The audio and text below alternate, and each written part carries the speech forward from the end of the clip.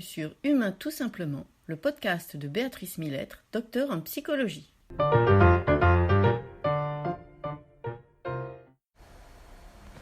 Aujourd'hui dans Humain tout simplement, la rentrée des classes pour les enfants à haut potentiel, défis, réussite et épanouissement. Bonjour à tous et bienvenue dans ce nouvel épisode de Humain tout simplement. Je suis donc Béatrice Millettre, docteure en psychologie, spécialisée et experte depuis plus de 20 ans dans le haut potentiel et la neurodiversité. Aujourd'hui, je vous propose de plonger dans un sujet essentiel en cette période de rentrée, la scolarité des enfants haut potentiel.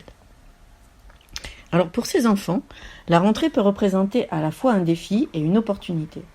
Certains d'entre eux rencontrent des obstacles particuliers, mais d'autres parviennent à s'épanouir pleinement à l'école, en trouvant leur propre manière de fonctionner, de réussir et de s'entendre avec leurs camarades. Dans cet épisode, nous explorerons non seulement les défis auxquels peuvent faire face les enfants au potentiel, mais aussi les exemples inspirants de ceux qui, malgré leurs différences, réussissent à naviguer avec succès dans le système scolaire. Nous découvrirons des stratégies concrètes pour soutenir ces enfants, qu'ils soient en difficulté ou pleinement épanouis. Alors, quels sont les défis de la rentrée pour les enfants au potentiel ? La rentrée scolaire est souvent une période complexe pour les enfants au potentiel en raison de leur capacité à percevoir et à traiter l'information différemment. Cependant, cela ne signifie pas qu'ils soient condamnés à une scolarité difficile. Au contraire, nombreux d'entre eux réussissent à tirer le meilleur parti de leurs différences et on sait aujourd'hui que la majorité des enfants au potentiel vont bien, voire mieux que leur père neurotypique. Alors Louis par exemple, Louis il a 10 ans. C'est un enfant curieux, passionné par les sciences et la nature. Lorsqu'il entre en CM2, ses parents et ses enseignants s'inquiètent de son intégration, car Louis a tendance à poser des questions très pointues, parfois hors sujet, qui peuvent déstabiliser ses camarades et même son enseignant. Au fil du temps, Louis a appris à canaliser sa curiosité. Et plutôt que d'intervenir constamment en classe, il a commencé à tenir un carnet de questions qu'il soumettait à son professeur après les cours.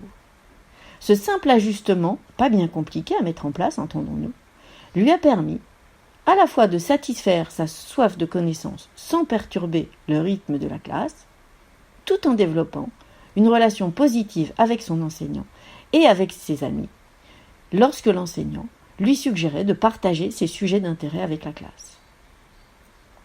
Quant à Manon a 12 ans. Elle a toujours été très douée en mathématiques, mais elle se sentait souvent exclue des conversations avec ses camarades, préférant la compagnie des livres ou des enfants plus âgés ou des adultes. En 5e, Manon a décidé de rejoindre le club de robotique de son collège. Là, elle a découvert qu'elle pouvait combiner ses compétences en maths avec un travail d'équipe. Cela lui a non seulement permis de se faire des amis, mais aussi de renforcer son sentiment d'appartenance et de confiance en elle. Donc ces exemples nous montrent bien que les enfants à haut potentiel peuvent rencontrer des défis particuliers à l'école, mais qu'ils ont aussi cette capacité fondamentale à s'adapter, à apprendre à fonctionner de manière autonome et de s'épanouir socialement. Alors quels sont les besoins spécifiques de ces enfants à haut potentiel ? Quelles sont leurs réussites ? Pour les aider à réussir, il est essentiel de comprendre non seulement leurs besoins, mais aussi la manière dont ils parviennent à trouver des solutions qui leur sont propres. Les enfants au potentiel, comme Lou et Manon, par exemple, ont souvent un besoin intense de comprendre le monde qui les entoure.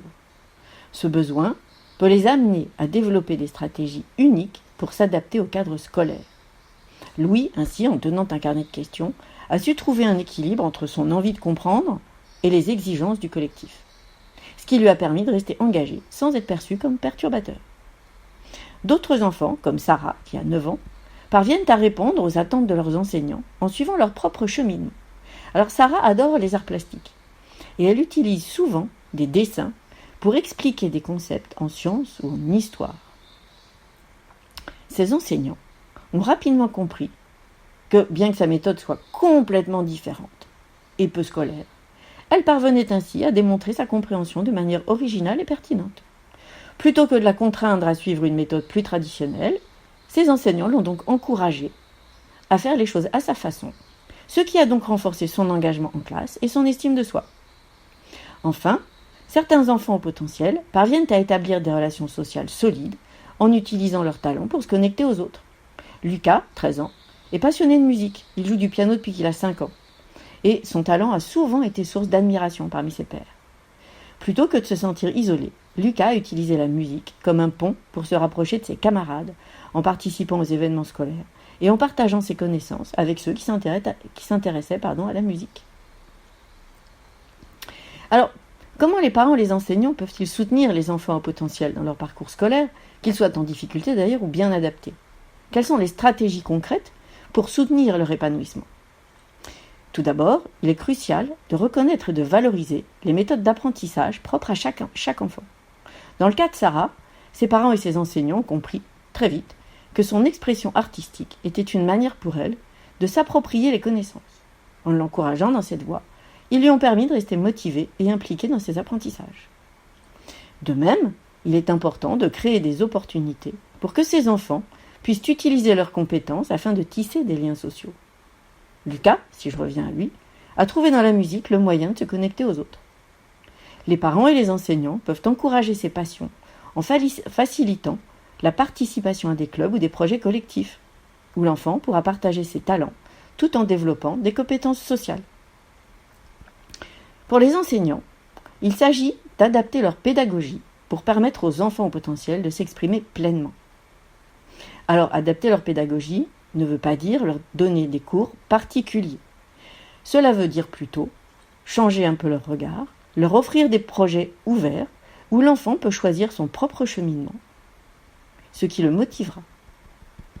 Par exemple, pour Louis, son enseignant a décidé de lui proposer des recherches supplémentaires en lien avec le programme, mais qui lui permettaient d'explorer des sujets qui l'intéressaient particulièrement. Ce type d'approche différenciée non seulement stimule l'enfant, mais lui permet également de se sentir valorisé et compris. Écoutons maintenant quelques témoignages de parents et d'enseignants qui ont accompagné des enfants au potentiel dans leur parcours scolaire et qui ont vu ces enfants s'épanouir grâce à des stratégies adaptées. Julie, la maman de Sarah, raconte : quand Sarah a commencé à dessiner pour expliquer ce qu'elle avait appris en classe, je me suis d'abord inquiétée. Inquiétée qu'elle n'arrive pas à suivre la méthode classique. Mais en discutant avec son enseignant, nous avons réalisé que c'était sa façon à elle de comprendre et d'expliquer les choses. Le fait que son enseignement l'ait encouragée a vraiment boosté sa confiance en elle. Son enseignant ensuite lui a permis de faire des ponts avec les autres afin d'utiliser sa façon à elle pour donner aux autres ce dont ils avaient besoin. De son côté, Monsieur Jean, professeur de sciences au collège, témoigne : j'ai eu des élèves comme Louis qui posaient sans cesse des questions, souvent très avancées. On peut être tenté de les freiner et de leur dire d'arrêter de poser des questions et de ronger leurs freins. Plutôt que de faire ça, j'ai appris à utiliser ces questions pour enrichir les discussions en classe. J'ai aussi encouragé ces élèves à faire des recherches personnelles qu'ils pouvaient ensuite présenter à leurs camarades, en allant par exemple au CDI approfondir un domaine. Cela a non seulement motivé les élèves concernés, mais enrichi le reste de la classe. Le rôle des parents, le vôtre, est crucial, tant pour décrypter le monde à votre enfant, que pour se faire l'intermédiaire entre eux et les autres, pour parler aux enseignants, à l'équipe pédagogique, pour expliquer tout et tout expliciter en permanence. Alors, votre enfant au potentiel pourra trouver sa place et s'épanouir dans son environnement. Rappelons enfin que de nombreuses ressources existent, qu'il s'agisse de livres, d'associations ou de formations à destination des enseignants. Enfin, n'hésitez pas, le cas échéant, à consulter un psychologue spécialisé.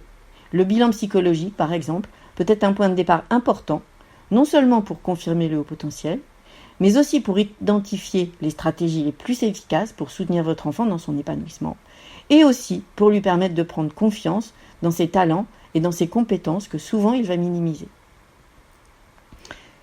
La clé la plus importante, à mon sens, est de changer son regard sur ces enfants singuliers et de ne pas les contraindre à fonctionner d'une manière qui n'est pas la leur. Nous arrivons donc à la fin de cet épisode de Humain tout simplement. La scolarité des enfants au potentiel est un voyage unique, rempli de défis, mais aussi de nombreuses opportunités. Avec le soutien approprié, ces enfants peuvent non seulement réussir à l'école, mais aussi, et plus important encore, s'y épanouir pleinement en trouvant leur propre manière de fonctionner et de s'intégrer. J'espère que vous aurez trouvé des éclairages et des idées concrètes pour accompagner votre enfant, mieux comprendre les enfants au potentiel dans votre classe. Si cet épisode vous a plu, n'hésitez pas à le partager et à vous abonner pour ne manquer aucun de nos prochains sujets. Je vous remercie pour votre écoute et vous souhaite une rentrée pleine de succès et de découvertes. À très bientôt pour un nouvel épisode de Humain tout simplement.